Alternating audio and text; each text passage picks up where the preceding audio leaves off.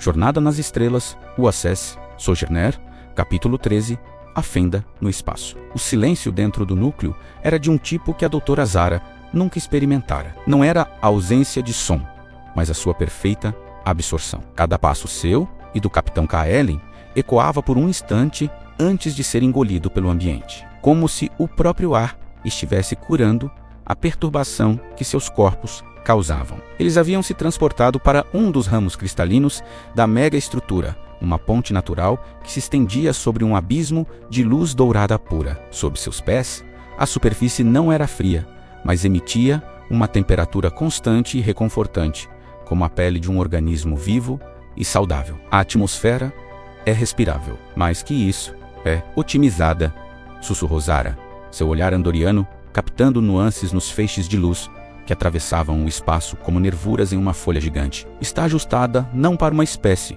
mas para um espectro de possibilidades biológicas. É um convite universal. Kaelen não respondeu imediatamente. Sua mente lógica estava ocupada mapeando a arquitetura impossível. Corredores se abriam em ângulos que desafiavam a perspectiva, levando a câmaras que pareciam conter constelações em miniatura ou jardins de cristais cantantes. Não havia painéis de controle, nem interfaces. A intenção parecia ser o único comando. O curador queria silêncio. O portal exigia sacrifício. Este lugar pede compreensão, ele finalmente disse, sua voz soando estranhamente íntima no vácuo acústico. A proposta não está escrita em lugar nenhum, está codificada na experiência deste espaço. Precisamos descobrir a chave. Enquanto isso, na ponte da Sojourner, o silêncio era do tipo mais familiar e agonizante, o da espera. A primeira oficial, Lara Tenho, observava o cubo Borg. Ele ainda estava parado, mas agora pequenas formações de esferas de escotismo Borg se moviam à sua superfície, disparando feixes de energia de baixa intensidade contra a barreira da nebulosa âmbar. Cada contato fazia a névoa cintilar suavemente, como a superfície de um lago tocada por gotas de chuva. Eles estão fazendo uma análise de frequência, anunciou o tenente Corve, tentando encontrar uma ressonância, uma falha, o quanto de energia a barreira pode absorver, perguntou Lara, seus olhos não deixando a tela. Não é uma questão de energia, primeiro oficial. A voz do comandante Wren soou cansada. É uma questão de lógica. A barreira não é um escudo. É um estado de ser. Os Borg estão tentando debater com ela. E se há uma coisa que os Borg fazem bem, é encontrar inconsistências lógicas em sistemas complexos. Eles vão aprender.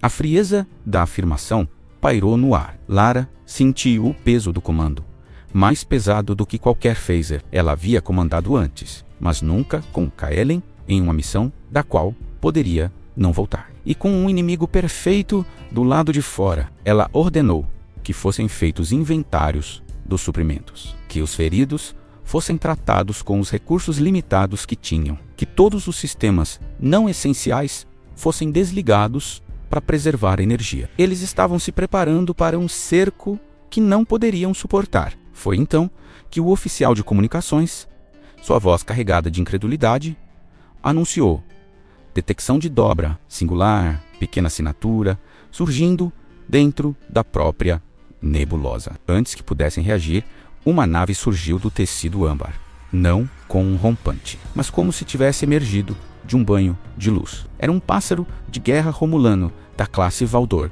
mas ao contrário do modelo orgulhoso e agressivo, este estava marcado. Seu casco ostentava longas queimaduras de plasma e uma de suas asas estava deformada, como se tivesse sido torcida por uma mão gigantesca. Ele não vinha em alta velocidade, arrastava-se, seus sinais de energia oscilando perigosamente. Escudos. Corve rugiu, suas mãos voando para os controles, ignorando a dor. Espere, ordenou Lara, seu coração batendo forte. Eles não estão em posição de atacar. Estão fugindo. Dos Borg? Perguntou Ren pelo comunicador. Do que mais? Lara sussurrou. No vazio silencioso do espaço, onde as estrelas cintilam como diamantes sobre um veludo negro, uma tensão antiga perdura. A frota estelar, farol da diplomacia e da exploração da Federação, e o Império Estelar Romulano um poder envolto em segredos e desconfiança. Mantiveram-se em lados opostos da zona neutra durante gerações. Décadas de guerras frias, escaramuças fronteiriças e espionagem esculpiram um abismo de animosidade que parecia intransponível. Mas o universo tem uma forma de unir até os inimigos mais ferrenhos diante de um terror comum. Esse terror chegou sem aviso. Um cubo Borg, uma monstruosidade geométrica de metal escuro e tecnologia assimilada materializa C no setor Gama 7, na fronteira do espaço romulano. Não era uma incursão de exploração, era uma invasão. A sua mensagem, transmitida em todas as frequências, era um eco frio e familiar que gelava o sangue de qualquer um que a ouvisse. Nós somos os Borg, baixem os vossos escudos e rendam as vossas naves. A vossa cultura será adaptada para nos servir. A resistência fútil. A primeira a responder foi a frota de defesa romulana. Aves de guerra, elegantes e mortais, desocultaram-se, lançando torrentes de plasma disruptor contra o casco do cubo. Mas era como atirar pedras contra uma montanha. O cubo adaptou-se em segundos, os seus escudos a cintilar com uma energia impenetrável. Feixes de tração prenderam as naves romulanas, e o processo de assimilação começou. O pânico espalhou-se pelas fileiras romulanas. Eles, que se orgulhavam da sua superioridade tática e tecnológica, estavam a ser desmantelados com uma eficiência arrepiante. A notícia da invasão Borg chegou à frota estelar como uma onda de choque. O almirante Kaelen Vance, um veterano de inúmeras crises, observou os dados no ecrã principal da ponte da USS Resolute. As perdas romulanas eram catastróficas. Ele sabia que a zona neutra não iria deter os Borg por muito tempo. Uma vez que os romulanos fossem assimilados, a Federação seria a próxima. A lógica era fria e inegável. A frota estelar não podia derrotar esta força Borg sozinha. E os romulanos, claramente, também não. Numa decisão que iria ecoar pela história, o almirante Vance deu a ordem mais controversa da sua carreira. Abram um canal para o alto comando romulano. Prioridade máxima. A sua tripulação olhou para ele, incrédula. Comunicar com o inimigo? Oferecer ajuda era impensável, mas Vance sabia que a sobrevivência de ambas as civilizações estava em jogo. A alternativa era o silêncio, seguido pela assimilação. A resposta romulana foi inicialmente cheia de suspeita. A comandante Telara, uma oficial romulana cuja família tinha uma longa história de serviço militar contra a Federação, recebeu a transmissão. A oferta de ajuda da frota estelar parecia um truque, uma manobra para explorar a sua vulnerabilidade. Por que deveríamos confiar em vocês, Federação? Ela sibilou, a sua voz carregada de veneno. Para nos apunhalarem pelas costas quando estivermos enfraquecidos? A resposta de Vance foi direta. Comandante, olhe para os seus sensores. O inimigo que enfrentamos não negocia, não faz prisioneiros.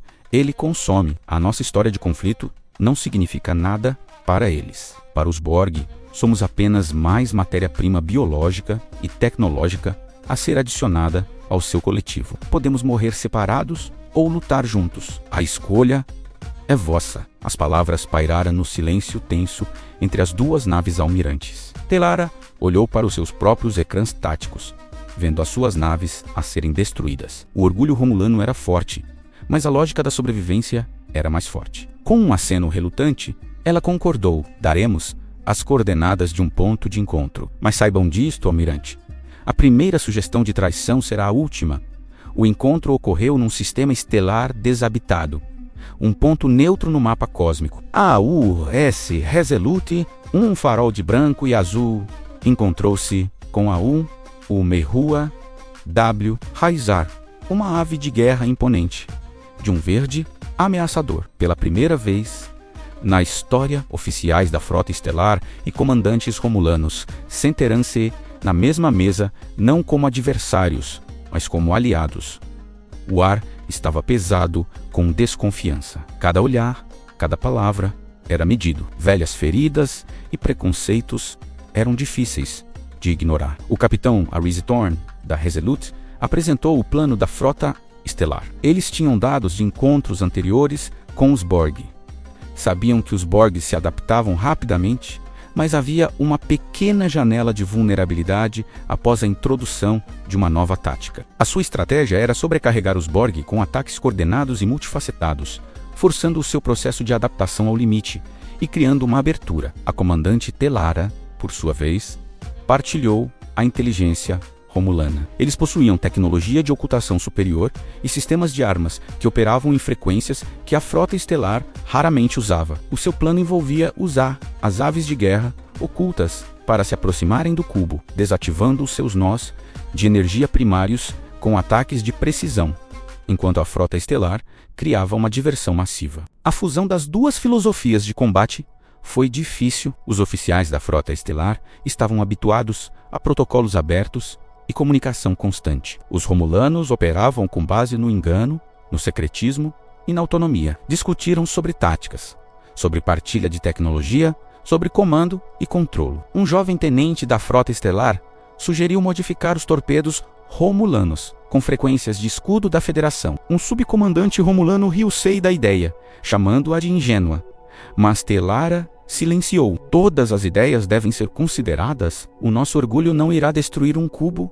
Borg, lentamente, um plano conjunto começou a tomar forma. Era audacioso, complexo e perigoso. A frota combinada, uma visão bizarra de naves da Federação a voar em formação com aves de guerra romulanas, saltou para o setor Gamma-7.